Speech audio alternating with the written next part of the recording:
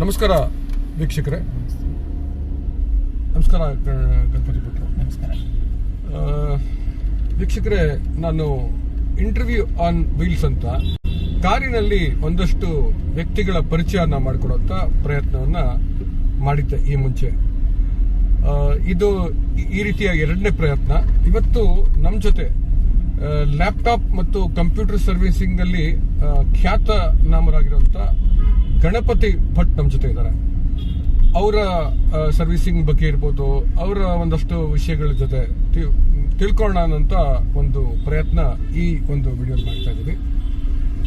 ಸಾಮಾನ್ಯವಾಗಿ ಹೊಸ ವರ್ಷ ಬಂತು, ಹೊಸದನ್ನ ತಗೊಳ್ತಾ ಇರೋಣ ಅಂತ ನೋಡ್ತಾ ಇರೋಂಥವ್ರು, ಲ್ಯಾಪ್ಟಾಪಿನ ಸಮಸ್ಯೆ ಕೊಡ್ತಾ ಇದೆ, ಏನ್ ಮಾಡೋದಪ್ಪ ಅಂತ ಚಿಂತೆಲಿರೋರು, ದೊಡ್ಡ ದೊಡ್ಡ ಕಾರ್ಪೊರೇಟ್ ಕಂಪನಿಗಳಲ್ಲಿ ಲ್ಯಾಪ್ಟಾಪೇ ಇವತ್ತು ಎಲ್ಲ ಎಂಪ್ಲಾಯಿಗಳಿಗೆ ಉಪಯೋಗಿಸ್ಕೊಳ್ತಾ ಇರುವಂತದ್ದು.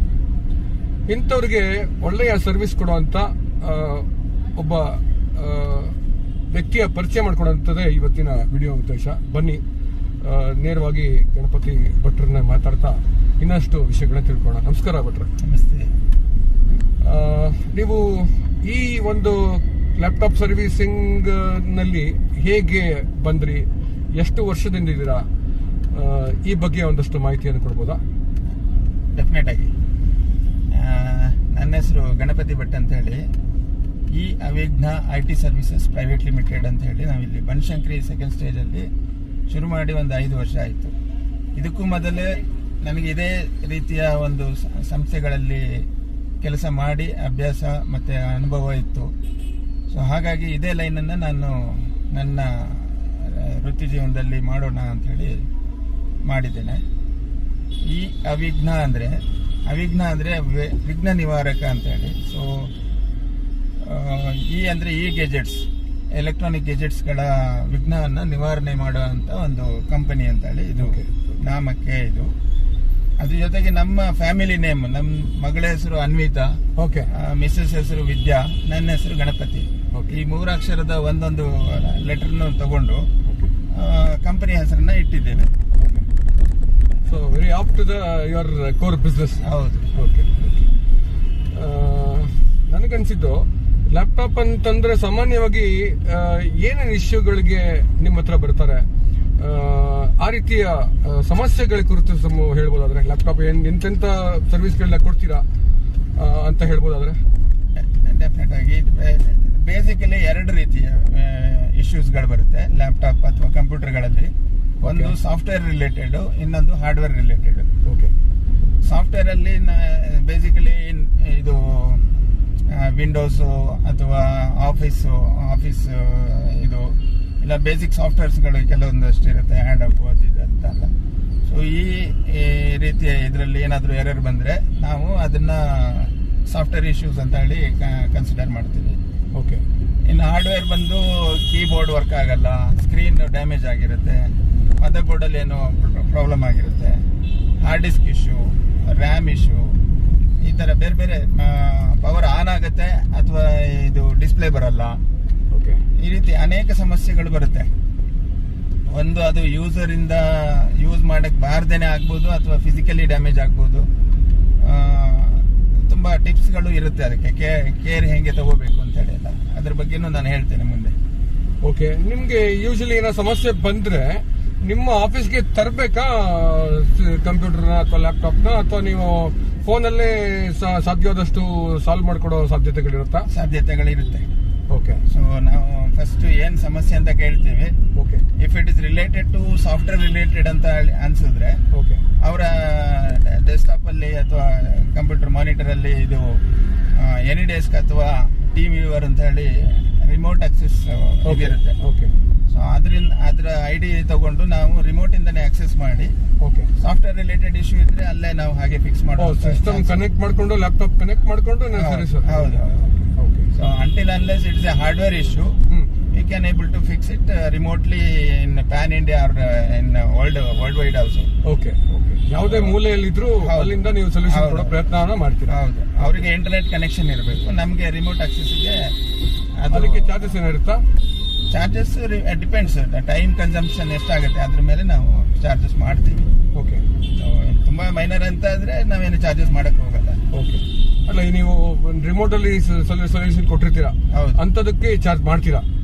ಅದೇ ಒಂದು 5-10 ಮಿನಿಟ್ಸ್ ಅಲ್ಲಿ ಫಿಕ್ಸ್ ಆಯ್ತು ಅಂದ್ರೆ ಅದಕ್ಕೇನು ಚಾರ್ಜಸ್ ಮಾಡಲ್ಲ. ಇರಲ್ಲ. ಓಕೆ. ಸೊ ಅದು if it is data related backup ತಗೊಳ್ಳುವಂತದ್ದು ಈ ತರದೆಲ್ಲ ಏನಾರು ಆಯ್ತು ಅಂದ್ರೆ ಸೊ ಅದು it takes engineers time. Okay. ಆವಾಗ ನಾವು ಚಾರ್ಜಸ್ ಮಾಡ್ತೀವಿ ಪರ್ ಅವರ್ ಬೇಸಿಸ್ ಮೇಲೆ. ಸರಿ ಸರಿ. ಹಾಗೇನೆ ನಿಮ್ಮ ಹತ್ರನೇ ಬರಬೇಕು ಅಂತಂದ್ರೆ, ನಿಮ್ಮ ಆಫೀಸ್ಗೆ ತರಬೇಕು, ನಿಮ್ಮ ಸರ್ವಿಸ್ ಸೆಂಟರ್ಗೆ ತರಬೇಕು ಅಂತಂದ್ರೆ ನೀವೇನಾದ್ರೂ ಅವರಿಗೆ ಸರ್ವಿಸ್ ಕೊಡ್ತೀರಾ? ಅಂದ್ರೆ ಅವ್ರ ಡೋರ್ ಸ್ಟೆಪ್ ಕಲೆಕ್ಟ್ ಮಾಡೋದು ಆ ತರದಿನ ಸರ್ವಿಸಸ್ ಇದೆ. ನಮ್ದು across Bangalore free pickup and delivery ಇದೆ. ಓಕೆ. ಅದಕ್ಕೆ ಯಾವುದೇ ರೀತಿಯ ಚಾರ್ಜಸ್ ಕೊಡಬೇಕು, ತರಬೇಕು ಅನ್ನೋಂತ ಒಂದು ಕುಳಿತಲ್ಲೇ ಲ್ಯಾಪ್ಟಾಪ್ ಕೊಟ್ಟು ಸರ್ವಿಸ್. ಇತ್ತೀಚೆಗೆ ಟೈಮ್ ತುಂಬಾ ಇಂಪಾರ್ಟೆಂಟ್ ಕಸ್ಟಮರ್ಗಳಿಗೆ. ಅವ್ರು ಬಂದು ಕ್ಯೂ ನಲ್ಲಿ ನಿಂತ್ಕೊಂಡು ಟೋಕನ್ ತಗೊಂಡು ಆ ತರದ್ದೆಲ್ಲ ಅವಶ್ಯಕತೆನೇ ಇಲ್ಲ. ಓಕೆ. ಅವ್ರು ಇರುವ ಜಾಗದ ಲೊಕೇಶನ್ ಕಳಿಸಿದ್ರೆ ನಾವು ಅಲ್ಲಿಂದನೇ ಪಿಕಪ್ ಮಾಡಿ ಅದಕ್ಕೆ ತಗೊಂಡ್ ಬಂದು ಡಯಾಗ್ನೈಸ್ ಮಾಡಿ ಎಷ್ಟಾಗತ್ತೆ ಫಿಕ್ಸ್ ಮಾಡಕ್ಕೆ ಅಂತ ಹೇಳಿ ಎಸ್ಟಿಮೇಷನ್ ಕೊಡ್ತೀವಿ. ಓಕೆ. ಅದಕ್ಕೆ ಅಪ್ರೂವ್ ಆದ್ರೆ ಮಾತ್ರ ನಾವು will go head and fix it. Okay. ಇಲ್ಲ ಅಂದ್ರೆ will delivery it free of cost only. We are not charging for ಅಲ್ಲಿಂದ ತಗೊಂಡ್ ಬಂದ್ವಿ ಅಂತ ಹೇಳಿ ಅದಕ್ಕೇನು ಚಾರ್ಜಸ್ ಮಾಡ್ತಾ ಇಲ್ಲ. ಓಕೆ. ನನಗೆ ಇನ್ನೊಂದು ಪ್ರಶ್ನೆ, ನಿಮ್ಮ ಸರ್ವಿಸ್ಗೆ ಬಂದಿರುವಂತಹ ಗಣ್ಯ ವ್ಯಕ್ತಿಗಳಿರ್ಬೋದು, ಬೇರೆ ಬೇರೆ ಸ್ತರದ ವ್ಯಕ್ತಿಗಳು ಅಥವಾ ಕಂಪನಿಗಳು ಯಾರೆಲ್ಲ ನಿಮ್ಮ ಹತ್ರ ಸರ್ವಿಸ್ಗೆ ಬಂದಿದ್ದಾರೆ, ಆ ರೀತಿ ಮಾಹಿತಿಯನ್ನು ಕೊಡೋದಾದ್ರೆ? ನಮ್ಮಲ್ಲಿ ಒಂದು ಹತ್ರ ಒಂದು 200ಕ್ಕೂ ಹೆಚ್ಚು ಕಾರ್ಪೊರೇಟ್ ಕಂಪನಿಗಳು ಟೈಅಪ್ ಆಗಿದ್ದಾವೆ. ಓಕೆ. ಅವರ ಸರ್ವಿಸ್ಗೆ ಬೇಕಾಗಿ. ಓಕೆ. ಒಂದು ಕೆಲವೊಂದು ಕಂಪನಿಯಲ್ಲಿ ಮ್ಯಾನ್ ಪವರ್ ಸಪ್ಲೈನು ನಾವು ಮಾಡ್ತೀವಿ. ವಾರಕ್ಕೊಂದು ದಿನ 2 ದಿನ ಈ ತರ ಬೇಕು ಅಂದಾಗ. ಓಕೆ. ಫಾರ್ ಎಕ್ಸಾಂಪಲ್ ಒಂದು ಎಲೆಕ್ಟ್ರಾನಿಕ್ ಸಿಟಿನಲ್ಲಿ ಒಂದು ಕಂಪನಿ ಇದೆ, ಮೈಕ್ರಾನ್ EMS ಅಂತ ಹೇಳಿ. ಓಕೆ. ಅವ್ರಿಗೆ ನಾವು ಪ್ರತಿ ವಾರ 2 ದಿನ ನಮ್ಮ ಮ್ಯಾನ್ ಪವರ್ ಅಲ್ಲೇ ಹೋಗಿ ಫುಲ್ ಡೇ ಇರೋ ತರ ನಾವು ಸರ್ವಿಸ್ ಕೊಡ್ತಾ ಇದ್ದೇವೆ. ಅದು ರಿನ್ಯೂವಲ್ ಆಗ್ತಾ ಇರುತ್ತೆ. ಅದೊಂದು AMC ತರ ಅವರಿಗೆ ಪರ್ಮನೆಂಟ್ ಅಂತ ಹೇಳಿ ಅವ್ರು ಮ್ಯಾನ್ ಪವರ್ ಸೋರ್ಸ್ ಮಾಡಿರಲ್ಲ, ನಮ್ಮ ಹತ್ರ ಕೇಳಿ ತಗೊಂಡಿರ್ತಾರೆ. ಸರಿ ಸರಿ ಸರಿ. ಓಕೆ. ಸೊ ಈ ರೀತಿಯ ಸರ್ವಿಸ್ಗಳು ತುಂಬಾ ಕೊಟ್ಟಿದ್ವಿ. ನೋಡೋಲ್ಲ, ಈ ರೀತಿ ಕಾರ್ಪೊರೇಟ್ ಕಂಪನಿಗಳು ಕೂಡ ಗಣಪತಿ ಭಟ್ ಅವರ ಈ ಸರ್ವಿಸಸ್ಗಳನ್ನ ತಗೊಳ್ಳೋದಕ್ಕೆ ಒಳ್ಳೆ ಮಾಹಿತಿಯನ್ನ ಹಂಚ್ಕೊಂಡಿದ್ದೀರಾ.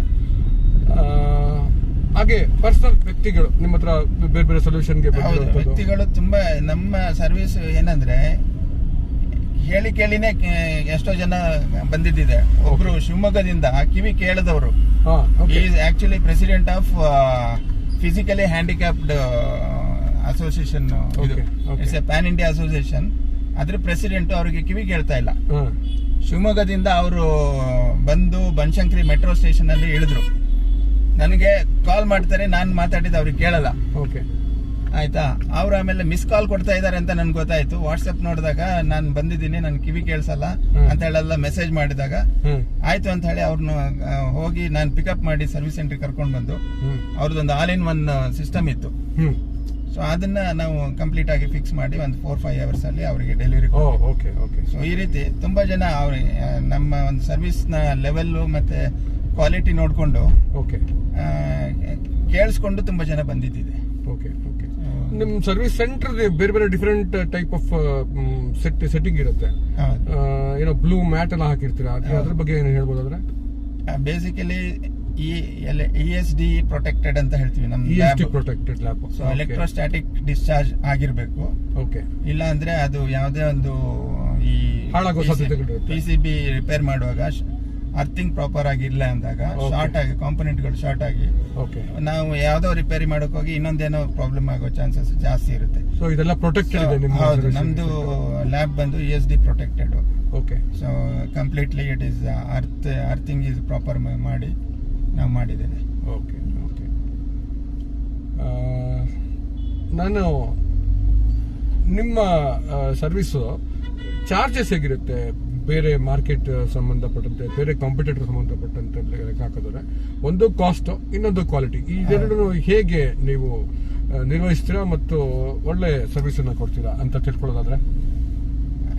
ಇದು ನಮ್ಮ ಸರ್ವಿಸ್ ಅಲ್ಲಿ ಕಾಸ್ಟ್ ಬಂದು ನಾರ್ಮಲಿ ನಾವು before go ahead will give the estimation. Service ತಗೊಳ್ಳೋದಕ್ಕಿಂತ ಮುಂಚೆ, ಕೈಗೆ ಮುಂಚೆ ನೀವು ಎಸ್ಟಿಮೇಷನ್ ಕೊಡ್ತೀರಾ? ಹೌದೌದು, ಯಾಕಂದ್ರೆ ಕೇಸ್ ಟು ಕೇಸ್ ಬೇಸ್ ಮೇಲೆ ಹೋಗುತ್ತೆ. ಬಟ್ ಕಂಪೇರ್ ಟು ಮಾರ್ಕೆಟ್ ಎಟ್ ಪಾರ್ ಮಾರ್ಕೆಟ್ ನಮ್ದಿರುತ್ತೆ. ಅಂದ್ರೆ we will give best possible economical pricing. Okay. So suppose that is going beyond economical ಅಂದ್ರೇನೆ ಅದಕ್ಕೂ ನಾವು ಅಡ್ವೈಸ್ ಕೊಟ್ಬಿಡ್ತೀವಿ. Okay. ಇದು ತುಂಬಾ ಹಳೇದು, ಇದನ್ನ ಅಪ್ಗ್ರೇಡ್ ಮಾಡೋದ್ರಲ್ಲಿ ಯಾವುದೇ ಇದಿಲ್ಲ, ಸೊ ಅದಕ್ಕಿಂತ ನಿಮ್ಗೆ ಹೊಸದೇ ಚೆನ್ನಾಗಿರೋದು ಸಿಗುತ್ತೆ ಅಂತ ಹೇಳಿ. Okay. ಇಲ್ಲ ಅವ್ರು ತಂದಿರೋದು ಒಂದು ಒಳ್ಳೆ ಹೈ ಸ್ಪೆಸಿಫಿಕೇಶನ್ ಇದ್ದು Okay. ಅದಕ್ಕೆ ಏನಾದ್ರೂ ಒಂದ್ ಸ್ವಲ್ಪ ಖರ್ಚು ಮಾಡಿದ್ರೆ ಚೆನ್ನಾಗಿ ವರ್ಕ್ ಆಗತ್ತೆ ಅಂತ ಇದ್ರೆ, Okay. So it is better to go for repair, not for the new ಅಂತ ಹೇಳಿ ನಾವು ಪ್ರಾಪರ್ ಆಗಿ ಅಡ್ವೈಸ್ ಕೊಡ್ತೀವಿ. ಓಕೆ, ನನಗನ್ಸಿದ್ದು ಈ ಸಂದರ್ಭದಲ್ಲಿ ಈ ಅನೇಕ ಸಂದರ್ಭದಲ್ಲಿ ಲ್ಯಾಪ್ಟಾಪ್ ಯೂಸ್ ಮಾಡ್ತಾ ಇರ್ತೀವಿ, ಒಂಥರ ಸ್ಲೋ ಅನ್ಸಕ್ ಶುರು ಮಾಡ್ಬಿಡುತ್ತೆ. ಹೌದು. ಅಂತ ಸಂದರ್ಭದಲ್ಲಿ ಬೇರೆ ಲ್ಯಾಪ್ಟಾಪ್ ತಗೊಂಡ್ಬರೋಣ ಅಂತ ಮಾರ್ಕೆಟ್ಗೆ ಹೋಗ್ತೀವಿ. ನಾನು ಎಷ್ಟೋ ದುಡ್ಡು ಕೊಟ್ಟು ತಗೊಂಡಿದ್ದೀನಿ, ಇವತ್ತು 1.5-2 ಲಕ್ಷ ಎಲ್ಲ ಆಗ್ಬಿಟ್ಟಿದೆ. ಮಿನಿಮಮ್ ಒಂದು 50,000 ಇದೆ. ಆ ಕಾಸ್ಟ್ ನನಗೆ ಏನ್ ಮಾಡೋದು ಗೊತ್ತಾಗ್ತಿರೋ ಅಂತ ಪರಿಸ್ಥಿತಿ ಇರುತ್ತೆ. ಅದಕ್ಕೆ ನೀವು ಏನ್ ಸೊಲ್ಯೂಷನ್ ಕೊಡಕ್ಕೆ ಇಲ್ಲ, ಹಳೆ ಮಾಡೆಲ್ ಗಳಲ್ಲಿ ಏನಾಗಿದೆ ಅಂದ್ರೆ ಈ ಹಾರ್ಡ್ ಡಿಸ್ಕ್ ಬಂದು ಮೆಕ್ಯಾನಿಕಲ್ ಡಿಸ್ಕ್ ಇರುತ್ತೆ. ಓಕೆ. ಆ ಮೆಕ್ಯಾನಿಕಲ್ ಡಿಸ್ಕ್ ರೊಟೇಟ್ ಆಗಿ ಮೆಮೊರಿ ಫೈಲ್ಸ್ ಗಳನ್ನ ರೀಡ್ ಮಾಡೋದು. ಓಕೆ. ಸೊ ಇವಾಗ ಹೊಸ ಟೆಕ್ನಾಲಜಿ ಬಂದಿದೆ. ಆ ಪ್ಲೇಸ್ ಅಲ್ಲಿ ಹಾರ್ಡ್ ಡಿಸ್ಕ್ ಪ್ಲೇಸ್ ಅಲ್ಲಿ ನಾವು SSD ಅಂತ ಹಾಕ್ತಿವಿ.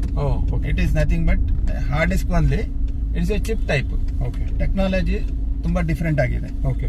ಸೊ ಈ SSD ಹಾಕಿದಾಗ ನಿಮ್ಗೆ ನಾವು ನಾರ್ಮಲಿ ಹೇಳ್ತೀವಿ 10x ಸ್ಪೀಡ್ ಆಗುತ್ತೆ ಅಂತ ಹೇಳಿ. ಓಕೆ. ಓಕೆ. ಸೊ ಮೊದಲೆಲ್ಲ ಖಾಲಿ ರ್ಯಾಮ್ ಅಪ್ಗ್ರೇಡ್ ಮಾಡ್ತಾ ಇದ್ರು. ಓಕೆ. ಅವಾಗ ಇನ್ನು SSD ಬಂದಿರ್ಲಿಲ್ಲ. ಓಕೆ. ಸೊ 2GB ಇದ್ರೆ 4GB ಮಾಡೋದು, 4GB ಇದ್ರೆ 8GB ಮಾಡ್ಕೊಳ್ಳೋದು, ಈ ತರ ಮಾಡ್ತಾ ಇದ್ರು. ಇವಾಗ ಮೆಮೊರಿ ಹಾರ್ಡ್ ಡಿಸ್ಕ್ನೇ ಬೇರೆ ಟೆಕ್ನಾಲಜಿನಲ್ಲಿ ಬಂದಿದೆ. ಓಕೆ. ಸಾಲಿಡ್ ಸ್ಟೇಟ್ ಡ್ರೈವ್ ಅಂತೀವಿ. ಓಕೆ. ಅದು ಇಂಪ್ರೂವ್ ಆಗುತ್ತೆ ನಮ್ಮ ಲ್ಯಾಪ್ಟಾಪ್ ಪರ್ಫಾರ್ಮೆನ್ಸ್. ಹೌದು, ಅದು ಆಲ್ಮೋಸ್ಟ್ ನಿಮಗೆ 10x ಸ್ಪೀಡ್ ಆಗುತ್ತೆ. ಒಂದು ಅಪ್ಗ್ರೇಡ್ ಮಾಡೋದು. ಈ ಕಾಸ್ಟ್ ಹೊಸದ್ ತಗೊಳ್ಳೋದಕ್ಕೆ ಅಥವಾ ಅಪ್ಗ್ರೇಡ್ ಮಾಡ್ಕೊಳ್ಳೋದಕ್ಕೆ ಸಾಮಾನ್ಯ ನೀವು ಕಂಪಾರಿಸನ್ ಕೊಡೋದಾದ್ರೆ ಎಷ್ಟು ಡಿಫರೆನ್ಸ್ ಇರುತ್ತೆ? ನಾರ್ಮಲಿ ನಮ್ಗೆ ರಿಪೇರ್ ಬಂದು ಒಂದು ಮ್ಯಾಕ್ಸಿಮಮ್ ಒಂದು 5,000-15,000 ಒಳಗಡೆ ರಿಪೇರಿಗಳು ಮುಗಿಯುತ್ತೆ. ಓಕೆ. ಸೊ ಅದನ್ನೇ ಹೊಸದು ತಗೊಳ್ಬೇಕು ಅಂತಂದ್ರೆ ಅಕಸ್ಮಾತ್ ಹೊಸದು ಮಿನಿಮಮ್ ಕಾಸ್ಟ್ ಬಂದು 40-45 ಇಂದ ಸ್ಟಾರ್ಟ್ ಆಗುತ್ತೆ. Okay. And again going for higher specification ಅಂದ್ರೆ 1-1.5-2 ಲಕ್ಷ ಈ ತರನು ಪ್ರೈಸ್ಗಳು ಬಂದಿದೆ. ಓಕೆ. ಬಟ್ ನಾರ್ಮಲಿ ನಮ್ಮ ಇಂಡಿಯನ್ ಇದರಲ್ಲಿ ಮಿಡಲ್ ಕ್ಲಾಸ್ ಫ್ಯಾಮಿಲಿಗೆ ಓಕೆ ಹೊಸದು ಹೋಗೋದು ತುಂಬಾ ಕಷ್ಟ ಆಗುತ್ತೆ. ಓಕೆ. ಸೊ ಹಾಗಾಗಿ ನಾನು if it is possible to upgrade, it is better to upgrade only ಅಂತ ನೀವು ಸಜೆಷನ್ ಕೊಡ್ತೀರಾ? ಏನ್ ಮಾಡ್ಬೋದು, ಅಪ್ಗ್ರೇಡ್ ಮಾಡಿದ್ರೆ ಒಳ್ಳೇದಾ ಅಥವಾ ಹೊಸದು ತಗೊಂಡ್ರೆ ಒಳ್ಳೇದಾ? So before going for new one ನಿಮ್ಮ ಹತ್ರ ಒಂದ್ಸರಿ ಚೆಕ್ ಮಾಡ್ಕೊಳ್ಬಹುದು. ಎಸ್ ಎಸ್, ನಾನು ಅದನ್ನೇ ಹೇಳ್ತಾ ಇರೋದು. ಯಾವುದೇ ನಿಮ್ ಮನೇಲಿ ವರ್ಕ್ ಆಗಲ್ಲ ಅಂತ ಹೇಳಿ ಅಟ್ಟದ ಮೇಲೆ ಇಟ್ಟಿದ್ದು ಲ್ಯಾಪ್ಟಾಪ್ ತಗೊಂಡ್ ಬನ್ನಿ ಅಂತ ಹೇಳಿ ಹೇಳೋದು. ಅದಕ್ಕೂ ಅಟ್ಟದ ಮೇಲೆ ಬಿಸಾಕಿರೋದನ್ನು ಕೂಡ ಎತ್ಕೊಂಡ್ ಬಂದ್ರು ನೀವು ಒಂದ್ಸರಿ ಚೆಕ್ ಮಾಡಿ ಅದ್ರ ಒಂದು ಇದನ್ನ ಹೇಳಿ. ಹೌದು ಹೌದು. ಓಕೆ. ಬಿಫೋರ್ ಅದು ಈ ವೇಸ್ಟ್ ಹೋಗಕ್ ಮುಂಚೆ ಅದನ್ನ ರೆಡಿ ಮಾಡ್ಬೋದಾ ಇಲ್ವಾ ಅಂತ ಹೇಳಿ ಒಂದು ಸಜೆಷನ್ ಕೊಡ್ತೀವಿ. ಓಕೆ. ಅದಕ್ಕೆ ಏನು ಚಾರ್ಜಸ್ ಮಾಡಲ್ಲ ನಾವು. ಓಕೆ. ಆಮೇಲೆ ಅಪ್ಡೇಟ್ ಮಾಡ್ಕೋಬೇಕಾ, ಚೇಂಜ್ ಮಾಡ್ಬೇಕಾ ಅಂತ ಅವ್ರ ಡಿಸಿಷನ್ ತಗೊಂಡು ನಮ್ಗೆ ಹೇಳಿದ್ರೆ ನಾವು ಮಾಡ್ಕೊಡ್ತೀವಿ. ಓಕೆ. ಓಕೆ. ಇನ್ನೊಂದು, ಇತ್ತೀಚೆಗೆ ಈ ಮೆಮೊರಿ ರ್ಯಾಮ್ ಅದೆಲ್ಲ ಒಂದಷ್ಟು ಸಮಸ್ಯೆ ಆಗ್ತಿದೆ, ಸಿಗ್ತಾ ಇಲ್ಲ. ಬೆಲೆ 1-3 ಪಟ್ಟು 5 ಪಟ್ಟು 10 ಪಟ್ಟೆಲ್ಲ ಆಗ್ತಾ ಇದೆ ಅಂತ ಕೇಳಿದೀನಿ. ಹೌದು ಹೌದು. ಈ ಸಂದರ್ಭದಲ್ಲಿ ನಾವು ಕ್ವಿಕ್ ಆಗಿ ನಮ್ಗೆ ಅಪ್ಗ್ರೇಡ್ ಮಾಡ್ಕೊಳ್ಬೇಕಾ ಅಥವಾ ಇನ್ನು ಸ್ವಲ್ಪ ವೆಯ್ಟ್ ಮಾಡ್ಬೇಕಾ? ಈ ಒಂದು ಇದರಲ್ಲಿ ಕ್ರೈಸಿಸ್ ಅಲ್ಲಿ ನಿಮ್ಮ ಸಲಹೆ ಏನಂತ ಹೇಳ್ಬೋದು? ಹೌದು, ಈ ಕ್ರೈಸಿಸ್ ನಮಗೆ ಕೊರೋನಾದಲ್ಲಿ ಒಂದ್ ಟೈಮ್ ಆಗಿತ್ತು. ಓಕೆ. ಸೊ ಬೇಸಿಕಲಿ ಈ ಮೆಮೊರಿ ಚಿಪ್ ಗಳೆಲ್ಲ ಮ್ಯಾನುಫ್ಯಾಕ್ಚರ್ ಆಗ್ತಾ ಇರೋದು ಚೈನಾದಲ್ಲಿ. ಓಕೆ. ಚೈನಾದ ಬಾರ್ಡರ್ ಇಶ್ಯೂಸ್ ಯಾವಾಗ ಬರುತ್ತೆ ಅಥವಾ ಅಲ್ಲಿ ಮ್ಯಾನುಫ್ಯಾಕ್ಚರಿಂಗ್ ಗೆ ಏನಾದ್ರೂ ಇಫೆಕ್ಟ್ ಆಗಿದ್ದಾಗ ಅಥವಾ ಅವ್ರ ಮ್ಯಾನುಫ್ಯಾಕ್ಚರರ್ ಬೇರೆ ರೀತಿನಲ್ಲಿ ಡೈವರ್ಟ್ ಆಗಿದ್ದಾಗ ಬೇರೆ ರೀತಿ ಚಿಪ್ ಗಳನ್ನ ಮಾಡಿ ಬೇರೆ ಇಂಡಸ್ಟ್ರಿಗಳಿಗೆ ಸಪ್ಲೈ ಮಾಡಿ, ಇವಾಗ ಪ್ರೆಸೆಂಟ್ ಬಂದಿರೋದು ಆ ಸಮಸ್ಯೆ. ಓಕೆ. ಅಲ್ಲಿ ಮ್ಯಾನುಫ್ಯಾಕ್ಚರಿಂಗ್ ಫೆಸಿಲಿಟಿ ಇದೆ, ಬಟ್ ಅವರಿಗೆ ಮ್ಯಾನುಫ್ಯಾಕ್ಚರರ್ಗೆ ಡಿಮ್ಯಾಂಡ್ ಬಂದು ಬೇರೆ ರೀತಿನಲ್ಲಿ ಬರ್ತಾ ಇದೆ. ಇವಾಗೆಲ್ಲ AI ಚಿಪ್ ಮಾಡ್ಕೊಡಿ ಅಂತ ಹೇಳಿ ದೊಡ್ಡ ದೊಡ್ಡ ಕಂಪನಿಗಳು ಕೇಳ್ತಾ ಇದೆ. AI ಚಿಪ್ಗೆ ತುಂಬಾ ಡಿಮ್ಯಾಂಡ್ ಬಂದಿರೋದ್ರಿಂದ ಹೌದು, ಅವ್ರ ಒಂದು ಲ್ಯಾಪ್ಟಾಪ್ ಇರ್ಬೋದು ಅಥವಾ ಮೊಬೈಲ್ ಇರೋದು ಎಲ್ಲದನ್ನು ಕಡಿಮೆ ಮಾಡಿ AI ಡಿಮ್ಯಾಂಡ್ ಬಗ್ಗೆ ಹೆಚ್ಚು ಪ್ರೊಡಕ್ಷನ್ ಮಾಡಿದ್ದಾರೆ. ಹಾಗಾಗಿ ಇಲ್ಲಿ ಇಂಬ್ಯಾಲೆನ್ಸ್ ಆಗಿದೆ ಅಂತ ಒಂದು ಮಾಹಿತಿ ಬರ್ತಾ ಇದೆ. ಸೊ ಅಂತ ಸಂದರ್ಭದಲ್ಲಿ ನೀವು ಗ್ರಾಹಕರಿಗೆ, ನಿಮ್ ಕಸ್ಟಮರ್ಗೆ ಅಥವಾ ಈ ವಿಡಿಯೋ ನೋಡ್ತಾ ಇರೋಂಥವ್ರಿಗೆ ತಕ್ಷಣನೇ ಅಪ್ಡೇಟ್ ಮಾಡ್ಕೊಂಡ್ಬಿಡಿ. ಇನ್ನ ಹೆಚ್ಚು ಬೆಲೆ ಹೆಚ್ಚಾಗೋ ಸಾಧ್ಯತೆ ಇದೆ ಅಥವಾ ಸ್ಕೇರ್ಸಿಟಿ ಆಗುತ್ತೆ ಅಂತ. ಸ್ಕೇರ್ಸಿಟಿ ಆಗಿದೆ ಆಲ್ರೆಡಿ. ಓಕೆ. ಆದಷ್ಟು ಬೇಗ ಮಾಡ್ಕೊಂಡ್ರೆ ಒಳ್ಳೇದು. ಯಾಕಂದ್ರೆ ಟೋಟಲಿ ಇದು ಸಪ್ಲೈ ಮಾರ್ಕೆಟ್ ನಲ್ಲಿ ಇಲ್ಲ ಅಂತ ಆಗುವ ಪರಿಸ್ಥಿತಿ ಬರ್ಬೋದು. ಓಕೆ. ಆಕ್ಚುಲಿ ಇವಾಗ we are expecting June July Okay. 2026ಗೆ ಇದೇನಾದ್ರೂ ಕ್ಲೋಸ್ ಆಗ್ಬೋದು ಅಂತ ಇದೆ. ಬಟ್ ಹೇಳಕ್ಕಾಗಲ್ಲ, 27 ವರೆಗೂ ಹೋಗ್ಬೋದು. ಓಕೆ. So ಹಾಗಾಗಿ ಈ ಆದಷ್ಟು ಹೊಸ ಎ ತಂತ್ರಜ್ಞಾನ ಅನೇಕ ಜನರಿಗೆ ಏನಪ್ಪಾ ಟೆಕ್ನಾಲಜಿ ಚೆನ್ನಾಗಿ ಆಗ್ತಿದೆ ಅಂತ ಅನ್ಸಿದ್ರು. ಹೌದು. ಬಟ್ ಯಾರು ಲ್ಯಾಪ್ಟಾಪ್ ಯೂಸ್ ಮಾಡ್ತಿದ್ದಾರೆ ಅಂತವ್ರಿಗಂತೂ ಇದೊಂದು ಎಲ್ರಿಗೂ ಹೌದು. ಹೊಡೆತ ಬೀಳ್ತಾ ಇದೆ. ಹೌದು. ಅಂತ ಸಂದರ್ಭದಲ್ಲಿ ತಕ್ಷಣ ಎಲ್ಲರೂ ಅಪ್ಗ್ರೇಡ್ Upgrade ಮಾಡ್ಕೊಳ್ಳೋದು ಬೇಗ ಮಾಡ್ಕೊಳ್ಬೇಕು ಅಂತ ಹೇಳಕ್ಕೆ ನೀವು ಸಲಹೆ ಕೊಡ್ತಾ ಇದ್ದೀರಾ. ಕರೆಕ್ಟ್. ವೀಕ್ಷಕರೇ, ಇದು ಈವರೆಗೂ ನಾವು ಈ ಅವಿಘ್ನ ಗಣಪತಿ ಭಟ್ ಅವ್ರ ಜೊತೆ ಮಾತಾಡ್ತಾ ಒಂದಷ್ಟು ಲ್ಯಾಪ್ಟಾಪ್ ಸರ್ವಿಸಿಂಗ್ ಬಗ್ಗೆ ತಿಳ್ಕೊಳ್ಳೋಂತ ಪ್ರಯತ್ನವನ್ನು ಮಾಡ್ತಾ ಇದೀವಿ.